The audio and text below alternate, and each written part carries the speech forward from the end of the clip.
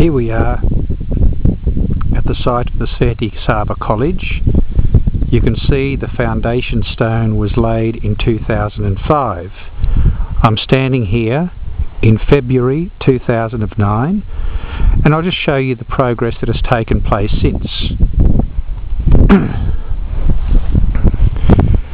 You can see we have what appears to be a very large slab, but little other progress other than that. Let's walk around and just have a look.